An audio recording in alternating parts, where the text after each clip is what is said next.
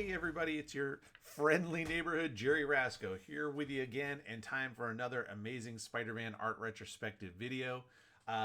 Very excited today. We have the Amazing Spider-Man number 15, and we have the introduction of yet another new character to Spidey's Rogues Gallery.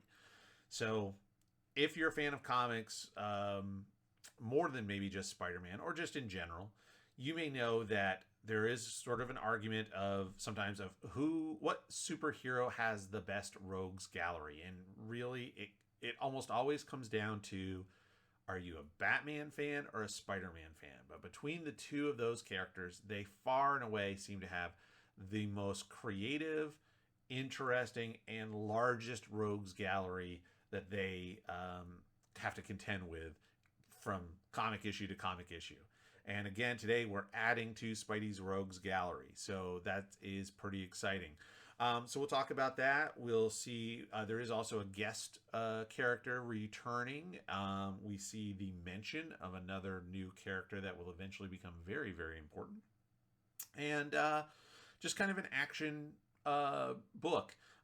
Probably not quite as many things to note as we usually do on these videos. This one might be a little faster just because it moves through, and it's pretty good, but there's nothing crazy outstanding on a lot of it. So hopefully a little bit quicker video today.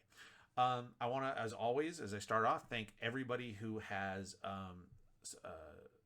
subscribed here to the YouTube channel, who has been liking the videos, watching these videos, and of course commenting on the videos. If there's anything that you want to bring to the table, if you have interest, if you know something about the comic, if you're a fan of Spidey comics, if you just want to say hi, drop a comment. I do check for all of those through every video.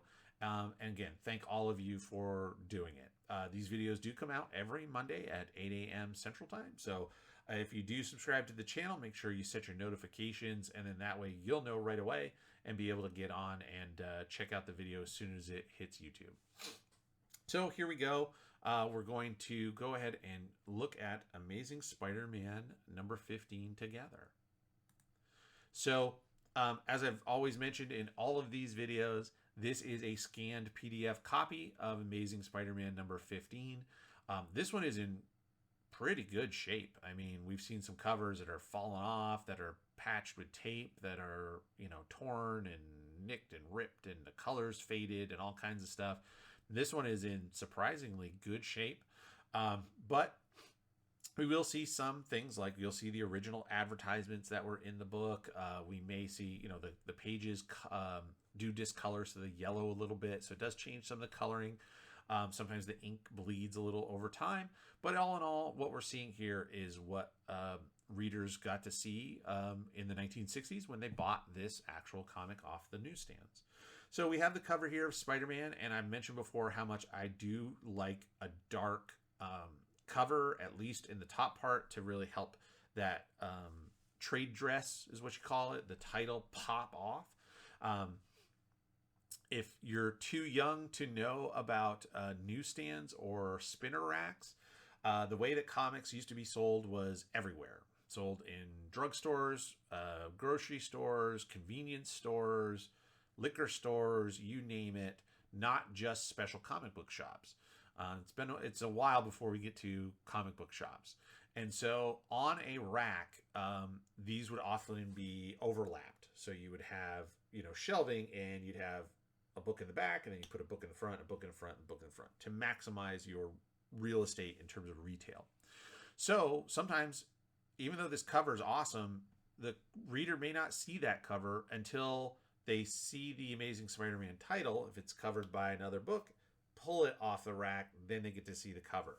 So if you're a fan of Spider-Man and you're looking for the newest issue of Spider-Man, you want that Amazing Spider-Man to really pop off the top. And they do that here by having a real dark background. Then you have Spidey really coming forward. So he's in a net, and the artist Steve Ditko has chosen, as opposed to drawing the net, like today in modern comics, you would have somebody drawing all the fibers of all the ropes of that net. We would get in there and we would draw every detail, every knot of every connection and all that kind of stuff. He's just in it with big, thick black lines. but it works. We know that it's a net, and maybe because it is big and thick black lines, we go, maybe it's steel or maybe it's some sort of other material, and that's why Spidey is struggling. So I like it. It's simple, but it really works graphically as far as the cover goes. He and the net pop off of the yellow in the background and the gray at the bottom here, so very nice stuff. And then we have Kraven, and we'll talk a little bit more as we into the book itself, and when he shows up on the page, we'll talk about the design and the introduction and stuff like that. But Kraven the Hunter becomes, again, yet another reoccurring character that we see tormenting Spider-Man, and there's a really, really big, epic Spider-Man storyline that is called Kraven's Last Hunt. That in the, I believe it was in the 80s, probably in the mid 80s, maybe 80, like 80, somewhere between 86, 88, something like that, was for a while one of the definitive best Spider-Man story arcs ever. So nice to see first appearance of Kraven. So here we go into the splash page, and in this case we are back to telling the story and jumping right into the story. So we've seen, if you followed this series, sometimes this is just almost like another version of the cover. It's an image that shows you what's going to happen in the issue, but isn't actually part of the story. Well, here Spidey is breaking up a bunch of criminals, bank robbers apparently, and stopping things. And we've got word balloons. This goes right into the action, and I like that. Comic books, you have a limited number of pages to tell your story, and I always say, why waste it with just rehashing what's on the cover on page one when you can jump into something in the right into the story. And this is a pretty cool pose, even though we're seeing the back of Spider-Man. Obviously, you still know it's Spider-Man. He's incredibly distinctive when it comes to the costume, but really neat how he's hanging upside down with the arm extended sort of between his legs and the legs splayed out. It's a very classic Spider-Man pose that we end up seeing throughout the years. It's a way for him as he lowers himself down upside down. We've seen it in movies. We've seen it in video games. Very, very classic and pretty unique to Spider-Man. Batman doesn't lower himself upside down. Daredevil probably doesn't lower himself upside down as much. Spidey, being a spider, I guess, doesn't matter. He can orient himself in whatever direction he needs to. And then also, so he's coming down, but everything's at an angle, right? The building is at a slight angle, so his web is at a slight angle. Makes it more interesting, exciting, and I really like this page one. This is a great way to kick off this issue. Great start. We come right into some very classic panel, 6-panel grids. We're moving fast. The guys are trying to escape, but he's already set it up, so they're going to hit the webbing. This dude jumps out the window and then changes his appearance, and we find out it's the Chameleon. So we've got a nice little note here introduced in Spider-Man #1. The Chameleon was the first supervillain that Spidey ever faced, and he was one of the guys that he was helping to organize this bank robbery. And now he's gotten away from Spider-Man, but he's like, it's getting harder and harder, and he needs a plan. And so he is like, oh yeah, I got this old friend of mine, Kraven the Hunter. I bet Kraven the Hunter could take out Spider-Man. So he calls up Kraven and is like, I'll pay you to take out Spider-Man. And here we have Kraven's first appearance. So I'm going to zoom in a little bit on this panel, unfortunately, because it is small. And this is one of my big things that I don't like about what they've done here. And that is introducing a character. Now, you don't know if Kraven's going to be a big hit or if Kraven's going to be a one-off character, but either way, you're introducing a new character that is the main villain of this story, and you're doing it in a tiny panel at the bottom of a page of a bunch of other panels. He needs real estate. He needs space for you to show off this costume, which is truly a very unique costume. So the idea is he has this open vest, and it's this lion's head that goes around behind him, and the face is split in the middle, and you have the eyes. I would say it's hearkening back to the myth, maybe, of Hercules. So if you know anything about myths, going back that far, one of the things that Hercules had to do, he had to do all these labors to prove himself and to get out of trouble and blah blah blah. We'll get into that, but one of the things he does is he has to fight this big dangerous lion, and he kills the lion, and after he does, he wears the lion's head almost like a helmet, right? So the lion's head sits on his head over the top, and the mane and stuff goes down his back. So very similar. So you're hearkening back to a real mythological character of Hercules and giving those kind of vibes. Then, of course, we have the sort of jungle motifs of leopard print, and he's got these sort of almost like slippers that are, tied on. But again, they're supposed to be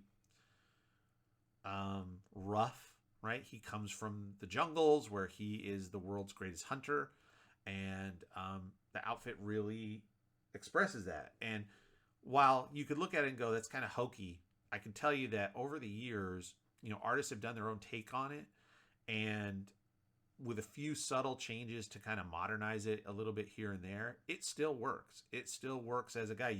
You look at this guy and you go, this is what we used to call a big game hunter. And there's no doubt about what he is, sort of what his things are going to be. He's not going to be attacking you with laser guns. He's not going to be attacking you with, flying, like the Green Goblin, a flying broomstick or a glider or something like that. He's going to be using spears and knives and nets and traps, and that's kind of Kraven, and the character all says that. So I like the design. I just feel like it really needs more real estate here when it's the most important thing essentially on this page, and that's kind of the difference. So now we have he shows up in town. Everybody's like, "Ooh, that's cool. What's he doing?" And he's like, "I'm here to capture Spider-Man." And then, for whatever reason, he's brought a bunch of animals that he has captured, including some snakes and gorillas, and they break loose, and he's got to stop them. So again, just from storytelling and art perspective, there's nothing super fancy here other than, you've got your panels. So you've got your 6-panel grid. The action is all happening fast. Kraven is dealing with this quickly. He's not, messing around. I like here where we're seeing him through the arms of one of the gorillas. So that's a nice framing technique to build a foreground, a middle ground, and put some space in there. So I like that, that framing technique there. And then I like the body language of him lifting this gorilla. Now, obviously, one of the things we could talk about, in the past, there was an issue where, I forget who the villain was, but somebody breaks out a bunch of animals from the zoo, and there's like a lion and a jaguar or a cheetah or something like that.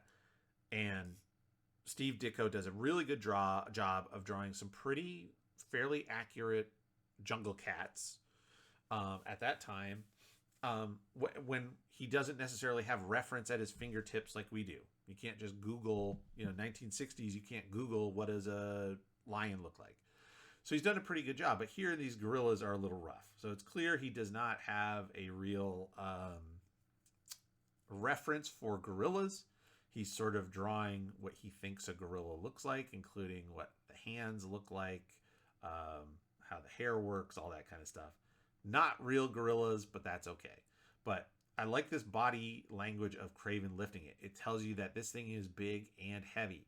He's using his weight and his back to help propel this animal up and over. So that gives you a little hint visually, like this guy might be a match for Spider-Man. He's not just about weapons and traps and things like that. He's physically capable. So a nice storytelling piece, all through some very simple body language that tells us as a reader, this guy is very, very strong. Let's see here. And then we have, some close-ups just to talk about the face of Kraven. So again, I've mentioned this in a bunch of other videos here talking about Steve Ditko's great faces. His faces are different. So Kraven doesn't look like J. Jonah Jameson, doesn't look like Peter, doesn't look like Flash Thompson, right?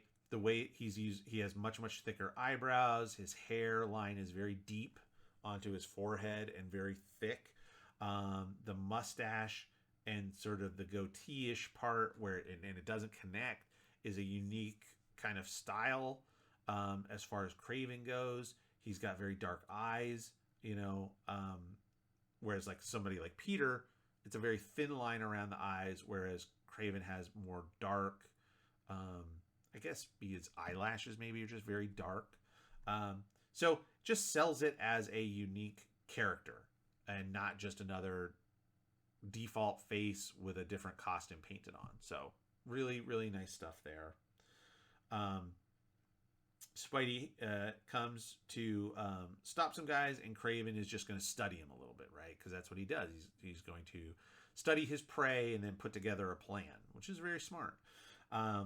So I liked this panel here with the diving punch. So these guys are trying to punch Spidey, and he just dives through all of them. They miss him. They're swinging at each other. He's hitting them as he goes through on his palm.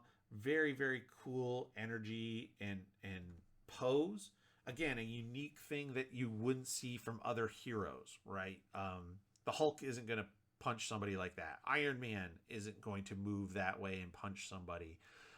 This is something that's pretty unique to Spider-Man. His ability to combine agility with power, and the way that Steve Ditko illustrates that is excellent. Some more fighting, and again, all happening quickly. 6 panels, some nice stuff. Nothing super fancy. I did like this. I feel like he's really swinging around the corner of that building. So you have the lean. So as he's swinging around, centrifugal force would be pulling at basically his butt, right? Because he's got his legs up. So that bottom lower part of your center of gravity is going to be down low. So that part is going to be out further away from the point where the webbing connects. So as a pendulum, right, that's the point of connection, and the weight on the end is going to swing out as it comes around. So I like that his body's at that angle. It's not straight up trying to come around a corner. We've got the legs out, which is nice. Again, kind of shows us that angling. And then I like the shadow. Nice touch. Again, a lot of people would have forgotten or not thought about it, but it gives us a sense of distance between Spider-Man and the building here to say that he's casting a shadow on that building as he goes by. Very, very cool, very subtle, not a super critical panel as far as the story goes. He's just swinging around the corner of a building. But I think Steve really captured that feeling of swinging around the building. So I really, really like that one. Oh, and then I mentioned the close-up of Kraven here. We don't always see a lot of close-ups. Steve Ditko doesn't do a ton of close-up imagery. Most of his stuff is sort of further out. Maybe, a big full figure like this might be the closest we get sometimes. So when we do see a close-up, it's nice. It's a nice pacing change, and it really brings us into his thoughts. From a distance, yes, this is fine. But when you zoom in and get into a character where you can see their eyes, you can see they're not just spots. You see the pupil, you see the iris, you see maybe the lines more clearly on how their expression is. Are they, smiling, smirking, frowning, whatever? Those things really do help bring us into the mindset and the thoughts inside of a character like this who's thinking to himself. So great use of a close-up and a good time for a close-up. So very nice stuff there. And then now it's time for Kraven to take a shot, and he does. Nothing super crazy here. Talk about you talk about we don't use a lot of close-ups, or Steve Ditko doesn't use a lot of close-ups. All of these figures are very, very similar in size. Everything is about the same. So very quick pacing as far as the action goes, but not a lot in regards to bringing our camera close, far, moving the viewer around. So it does lack a little bit of interest. There's good energy moving around, but this is an opportunity where you could have, more of a close-up of Spidey grabbing, or of Kraven grabbing Spidey's leg, because that's the action, right? You could still have them talking off panel where you don't see their faces, but that close-up of that grab, And he's like, wow, that's fast. And then the throw. So you could have done some stuff to just vary up your camera orientation or your camera placement. That would have been a little more exciting. And then here, right? So he does it here. This is more where you have middle shot, close up. He's been poisoned, and so he's lightheaded and dizzy. And so now we pull back to a long shot where the characters are very small to show how Spidey is leaping away and escaping. So a little bit more camera movement on this page than this page, but this is the better page in terms of the fighting and the action. I would have liked to have seen it here as well. So we go through, he's feeling a little better, but he's still, Peter's hands are still shaking, and he's got to try to address that. Now, here is the most important thing of this whole page, and that is from the story perspective, Aunt May has set Peter up on a date with their neighbor. So their neighbor is Mrs. Watson, and she is also an older lady that has a teenage niece, and Aunt May wants Peter to go on a date with Mrs. Watson's niece. So anybody that knows Spider-Man, we know exactly who we're talking about here. So just note to yourself, we're at Amazing Spider-Man number 15. It's still going to be a while before we see who Mrs. Watson's niece is and Peter actually go on a date with her. It's funny. It becomes this running gag of him trying to avoid her because he does not want to be set up on a blind date. He thinks he obviously has a relationship here with Betty Brant at the Daily Bugle. Liz Allen, the blonde classmate of his, is now showing some interest in him. So he's already juggling some relationship issues as it is. The last thing he wants to do is deal with a blind date, which he thinks this girl could be hideous. Who knows? So again, a running gag for a while of Peter trying to avoid Mrs. Watson's niece. So pretty fun stuff there. Not much here, just storytelling of him trying to figure out what's going on, how he's going to deal with the shaking hands from the poison. Is he going to beat Kraven? Dealing with Betty. Betty's jealous of Liz. He's not paying attention to Liz. All this kind of stuff. So just your basic storytelling of Peter's life. So kind of your B story, C story plot. So now he's goes back in action, and he's going to take on Kraven, and now he's trying to do the same thing. He wants to track Kraven. He wants to track him and get some stuff on him and find out. So, but this is interesting, and something I noted later, which I hadn't noted here. Which tells me maybe it's not great super storytelling. So Spidey follows Kraven. He finds him, and he's going through Central Park. But we see Kraven here, and he's spotted Spider-Man. Now, to me, if you don't notice what it says here, are there two Kravens? This figure here is so small, I can't tell that that's supposed to be another Kraven. I'll even zoom in. Let's zoom in. That does not, I mean, now that I know what it is, I go, oh, okay, that's the Lion Man on the back. That's the belt, and he's orangey color. Okay, I get it. But if you skip through that or you read too fast, it might just look like you're thinking here, Kraven knows he's being followed. He just kind of hides behind a tree and gives Spidey the slip, and maybe Spidey's following the wrong person. And now Kraven creeps after him. So the fact that there were two Kravens for a minute, it needs to be more obvious. So either this figure needs to be a lot bigger. There's no reason it couldn't be much, much bigger. Spidey could be much more bigger in the mid-ground here, that it would be clear that he's following somebody dressed up like Kraven and that Kraven is watching him. So he's following him, and he says it's like he almost knows someone's following him. And then we get a close-up, and I did note here, again, another great use of a close-up in the same manner that we saw the earlier close-up, which is Spidey's thinking to himself, and this is a pretty important pivot point where he's starting to doubt what is going on with this. Is this a trap? His spider sense is going to go off. And so bringing us into his mind and his thoughts, great use and time for a close-up. Here's the net imagery that we saw from the cover, but as we can see, Spidey handles dealing with a net pretty fast. Then, and I noted here, I was like, who's the other guy? So obviously it looks again, it's small. We'll zoom in on this panel. But I was like, well, that's Kraven here for sure. Who's that guy? Like, is that his assistant? Did he bring people with him from the jungle and we just didn't see him? It kind of looks like a Kraven, but why are there two Kravens? I don't get it, because I missed the note that said that there were two of them.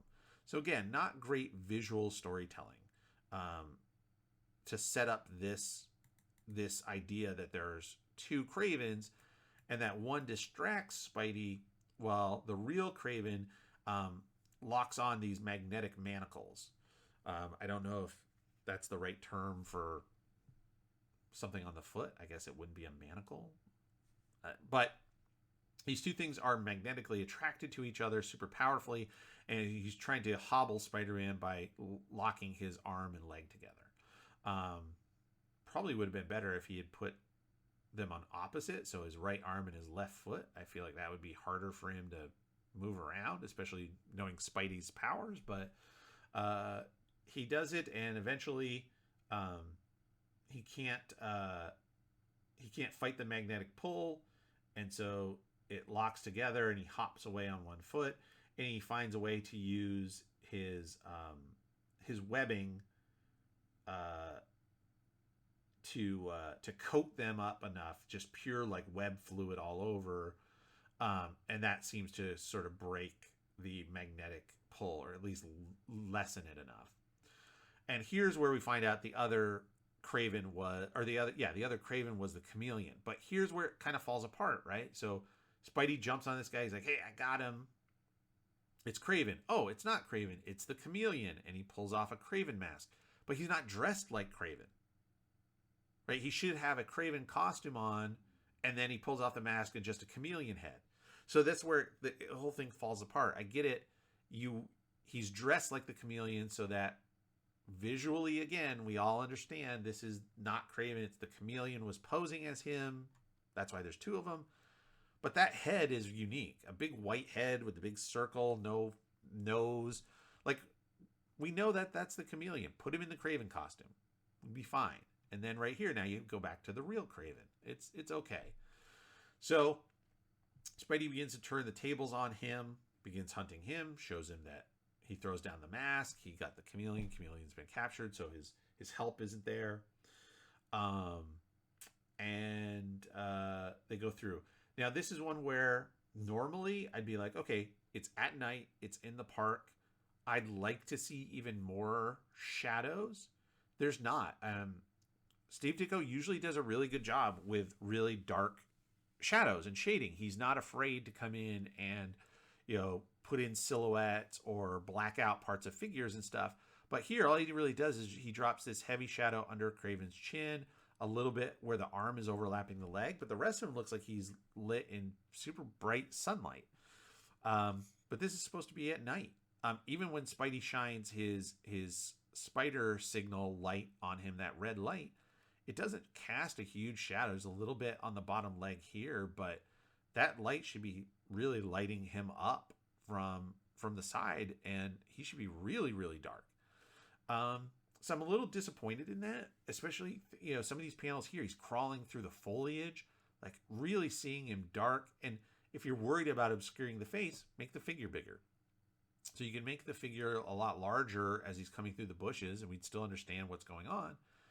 And he's, he really talks about, how he's, as I dash at breakneck speed through this shrubbery in the shadows, but there's not a lot of shadows.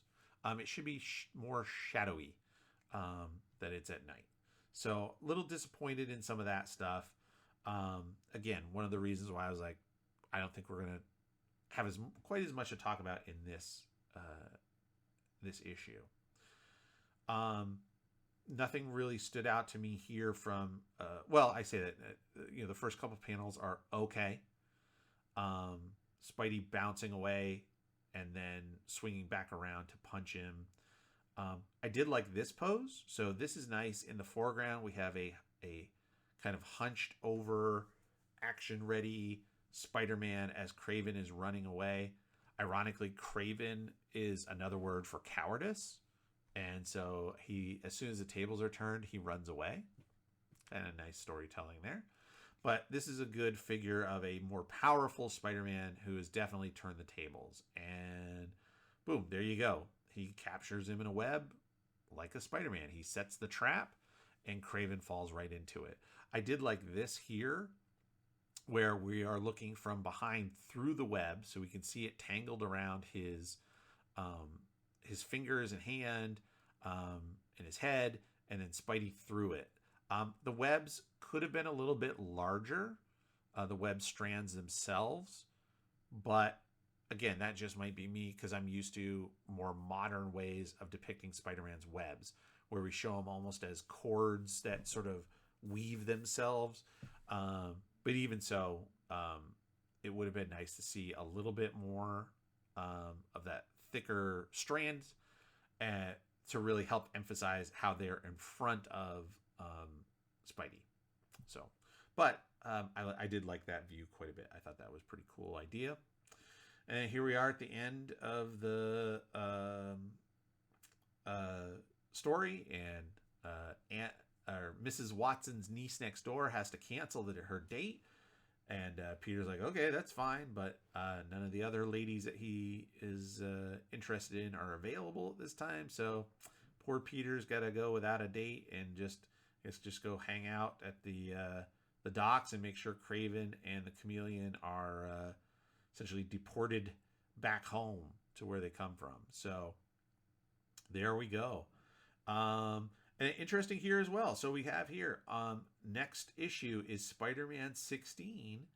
And then after that, a new thing called the Spider-Man Annual.